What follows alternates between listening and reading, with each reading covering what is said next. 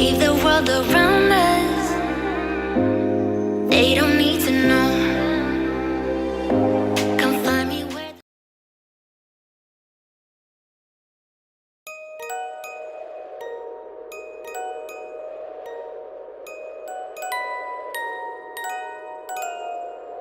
Afrika Selatan adalah salah satu negara yang paling terkenal di benua Afrika. Keberagaman budaya, keindahan alam, dan keramahan penduduk menjadi daya tarik utama yang membuat banyak turis ingin mengunjungi negara ini. Tidak hanya itu, perkembangan pesat ekonomi Afrika Selatan mulai tahun 1996 membuat negara ini menduduki peringkat kedua negara yang memiliki ekonomi terbesar di benua Afrika setelah Nigeria. Tetapi, di balik itu semua, Afrika Selatan masih memiliki masalah yang sama seperti negara-negara lain di benua Afrika, yaitu masalah keamanan.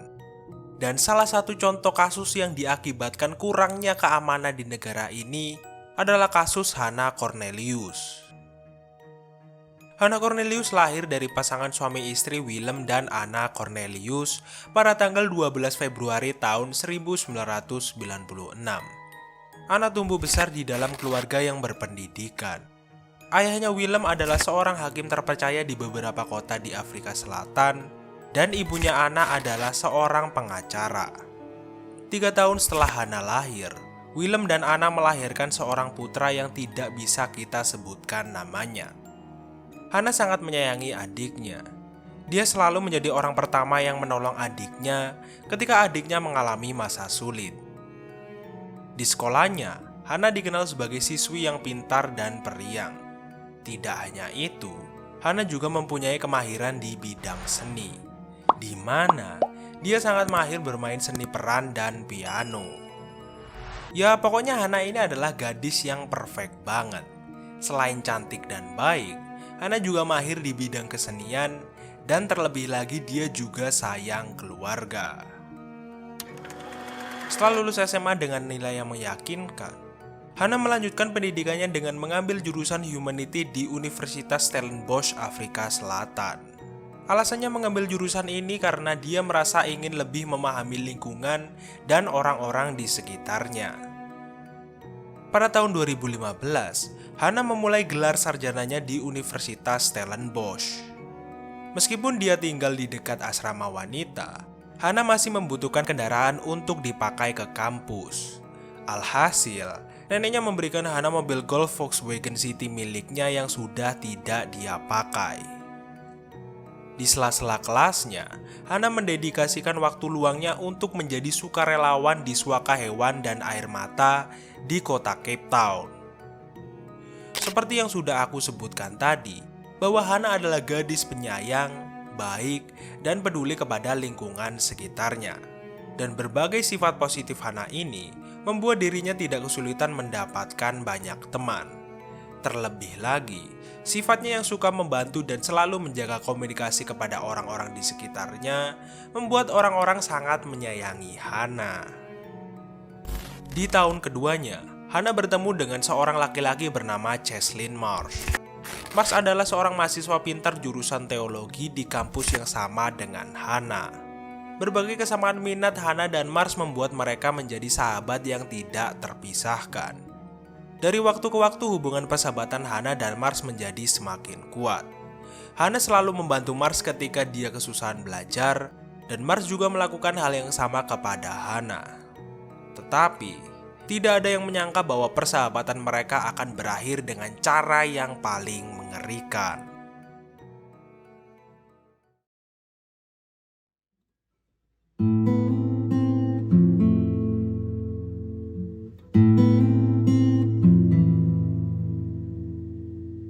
Pada hari Jumat sore tanggal 26 Mei tahun 2017, Hannah dan Marsh yang sudah menghabiskan seminggu terakhir dengan bekerja dan belajar, memutuskan untuk melepaskan penat mereka dan pergi untuk hangout dengan teman-teman mereka. Hannah, Marsh, dan teman-temannya tampak happy dan sangat menikmati suasana malam itu. Beberapa dari mereka terlihat bermain domino, sebuah permainan yang saat itu banyak dimainkan di Afrika Selatan.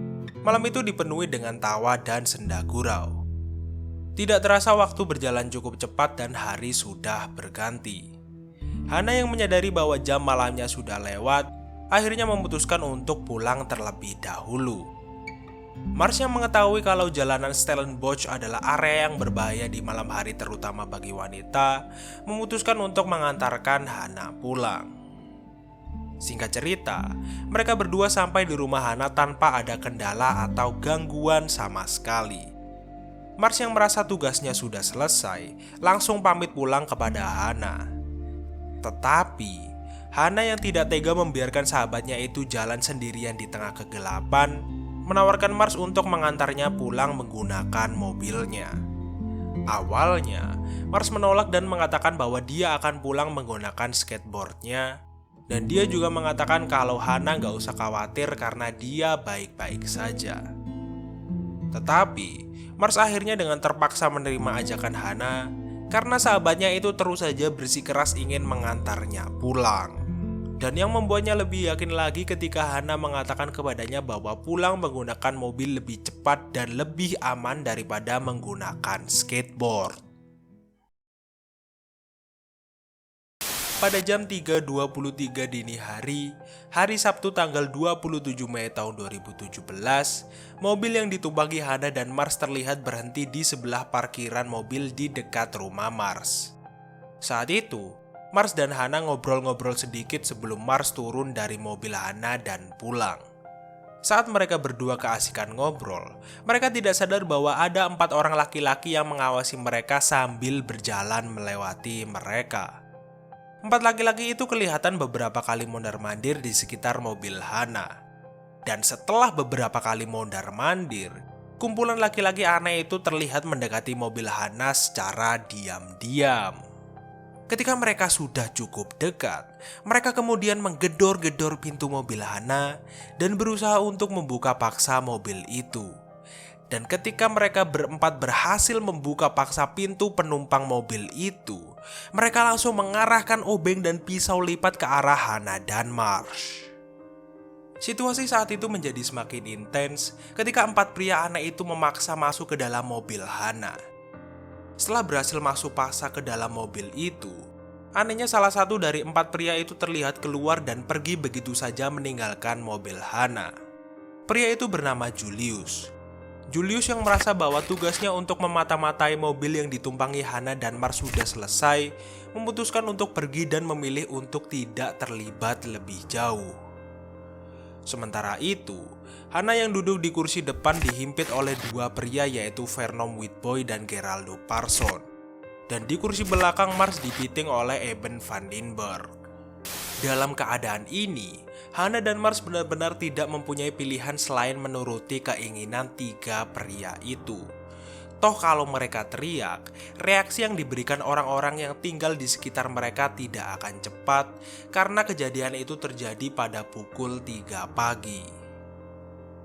Pada pukul 3.40 pagi, mobil Volkswagen Hana terlihat berjalan keluar dari pandangan CCTV. Dan setelah itu, selama 1 jam tidak ada CCTV yang merekam mobil Hana. Pada pukul 4.30 pagi, kendaraan itu sempat terlihat berhenti di sebuah pom bensin. Saat masih berada di tengah perjalanan menuju pom bensin ini, mobil Hana sempat berhenti dan salah satu dari 3 pria itu memaksa Mars masuk ke dalam bagasi. Tidak hanya itu, pria itu juga mengambil dompet dan HP dari jaket dan celana Mars. Saat itu, kamera CCTV yang lain merekam Vernon Whitboy masuk ke dalam toko dengan membawa dompet di tangannya. Vernon terlihat berhenti di sebuah mesin ATM dan menggunakan kartu milik Mars di ATM itu dengan tujuan untuk menguras habis uang di dalam rekening Mars. Tetapi, tidak lama kemudian Vernon kelihatan meninggalkan ATM tanpa selembar uang pun. Ternyata saat itu Mars dengan sengaja memberikan nomor PIN ATM yang salah kepada Vernon agar Vernon tidak bisa mengambil sepeser pun uang dari rekeningnya. Vernon yang merasa kesal karena dia udah dikadalin sama Mars langsung memerintahkan temannya untuk berkendara menuju kota Kraaivorstein. Selama perjalanan mengerikan ini, Hana sangat kooperatif dan tidak pernah melakukan perlawanan apapun. Bahkan, dia tidak pernah menoleh dan selalu terlihat menatap ke depan. Setelah itu, mobil Hana yang dikendarai salah satu dari 3 pria aneh itu terlihat beberapa kali berhenti di beberapa tempat untuk mengambil dan mengirimkan narkobskui. Dan setiap kali 3 pria itu turun dari mobil, Mars yang berada di bagasi berusaha keluar dengan cara menendang-nendang pintu bagasi. Tapi sayangnya, usahanya itu sia-sia. Pada pukul 5.30 pagi, mobil Hana kembali terlihat berhenti untuk yang kesekian kalinya di luar kota Crefontaine. Saat itu, Hana bertanya kepada pria pertama kenapa mereka berhenti. Dan pria itu mengatakan kepada Hana bahwa mereka berhenti karena mereka pengen sebat-sebat dulu. Tidak hanya itu, pria itu juga mengatakan kepada Hana bahwa mereka akan segera mengembalikan mobil Hana ketika mereka sudah sampai di tujuan terakhir mereka. Ketika Hana sedang bertanya kepada pria pertama, pria kedua dan pria ketiga yang memiliki raut wajah kesal terlihat berjalan menuju bagasi dan mengeluarkan Mars. Mungkin saat itu pria kedua dan pria ketiga kesal kepada Mars karena Mars sempat membohongi mereka ketika mereka ingin menguras habis uang rekening Mars. Untuk mempertegas siapa yang memegang kendali sekaligus memberikan pelajaran kepada Mars, 3 pria itu langsung menyeret Mars ke dalam hutan.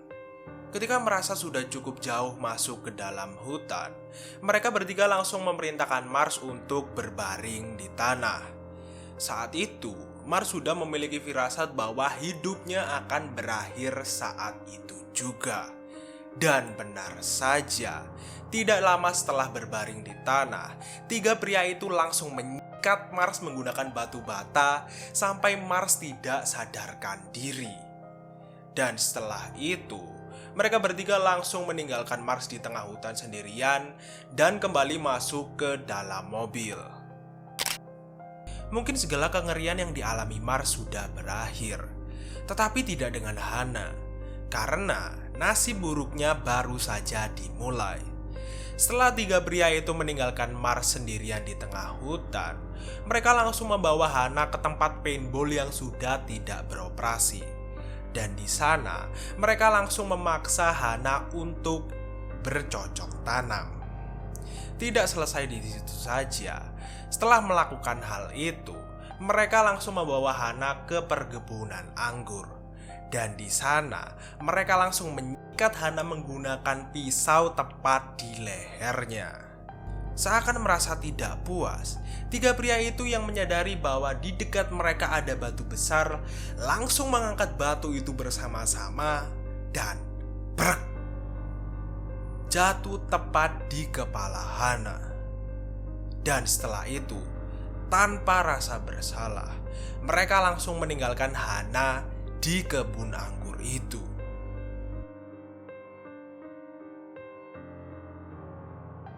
Sebaik-baiknya menyimpan bangkai, baunya akan tetap tercium juga. Sepertinya ini adalah peribahasa yang tepat untuk menggambarkan kasus ini. Siapa sangka, kunci terbongkarnya kasus ini adalah laporan polisi yang dilakukan Mars. Mungkin kasus ini terdengar seperti film-film fiksi Hollywood, di mana sang jagoan yang sudah dikalahkan bisa bangkit dan membalikan keadaan. Siapa sangka, Mars yang udah disik habis-habisan ternyata selama ini masih hidup. Saat itu, Mars dengan sisa-sisa tenaganya berjuang untuk bangkit dan segera mencari pertolongan untuk Hana. Setelah berjalan beberapa saat, Mars akhirnya tiba di sebuah rumah milik sepasang kekasih. Tidak pikir panjang, Mars langsung menggedor pintu itu dan meminta kepada sepasang kekasih itu untuk menelepon polisi karena temannya telah diculik. Sebenarnya, mereka sempat ragu untuk membantu Mars karena mereka berpikir bahwa Mars adalah anggota geng. Tapi akhirnya, mereka bersedia membantu Mars setelah mereka melihat keadaan Mars yang sangat parah, dan mereka juga tidak melihat adanya niatan Mars untuk menipu mereka. Setelah terhubung ke polisi, Mars langsung meminta kepada polisi untuk menemukan Hana yang dibawa kabur oleh 3 pria yang sempat menghajarnya. Untuk mempermudah pencarian, Mars menjelaskan setiap detail yang dia ingat seperti muka 2 dari 3 pria itu, tipe mobil Hana, dan beberapa tempat yang pernah mereka kunjungi.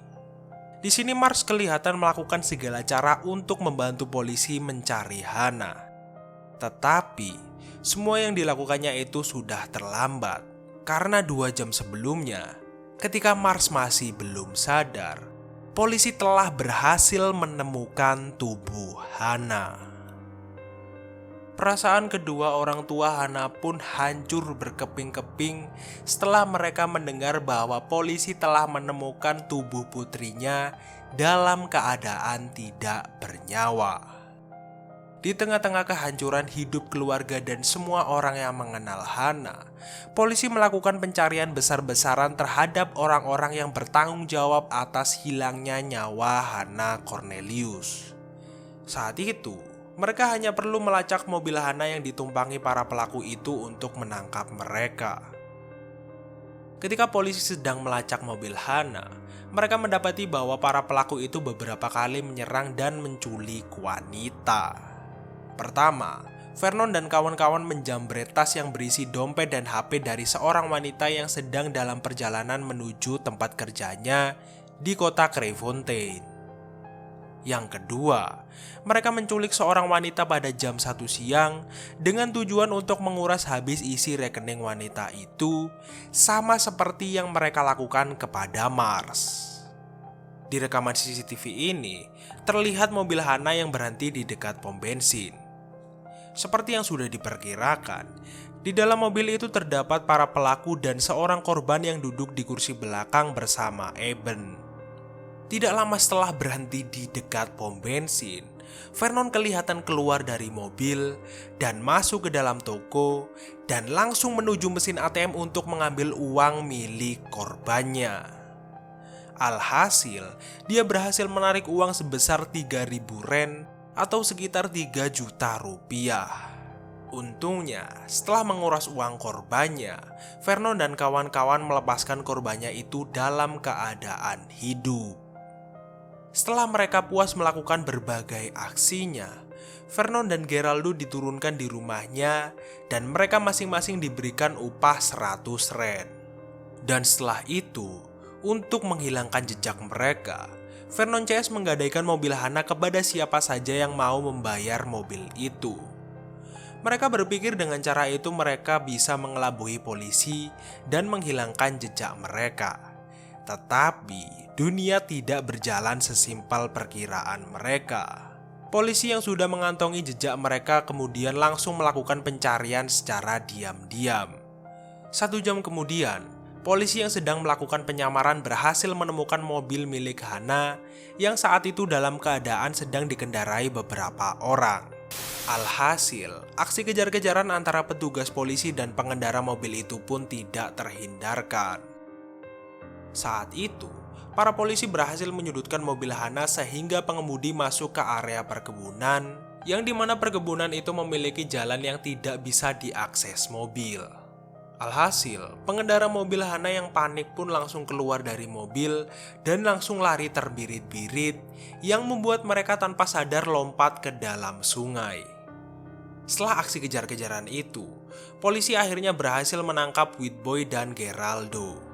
Ternyata solidaritas geng mereka nggak kuat-kuat banget. Karena setelah mereka berdua ditangkap, mereka dengan mudah menyebutkan siapa saja yang terlibat di hari pelenyapan Hana. Dan berkat pengakuan Witboy dan Geraldo, keesokan harinya polisi dengan mudah menangkap 2 pelaku lainnya yang terlibat dalam kasus pelenyapan Hana. Meskipun para pelaku sudah berhasil diamankan, hal itu tetap saja tidak akan membuat perih di dalam hati orang tua Hana hilang. Karena penangkapan itu tidak akan membuat putri mereka kembali ke pelukan mereka. Ironinya, para pelaku ini tega melakukan upaya pelenyapan 2 nyawa dan melakukan 2 aksi penjambretan demi uang yang totalnya tidak sampai 5 juta. Apakah serendah itu nyawa di mata mereka? Beberapa bulan setelah penyelidikan kasus ini berlangsung, orang tua Hana membuat sebuah yayasan untuk mengenang putri mereka yang mereka beri nama Hana Cornelius Foundation. Yayasan ini berfokus membantu generasi muda dengan cara memberikan konseling, bimbingan, dan pendidikan. Tapi sayangnya, rasa hampa, sedih, marah, dan sakit hati karena kehilangan putri tercinta mereka terus saja menyelimuti benak Anna dan Willem.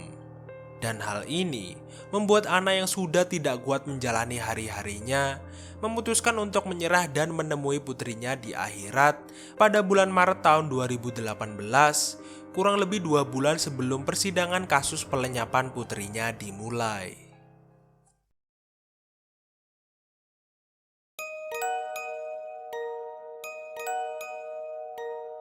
Pada bulan Mei tahun 2018, persidangan atas kasus pelenyapan nyawa Hana dimulai.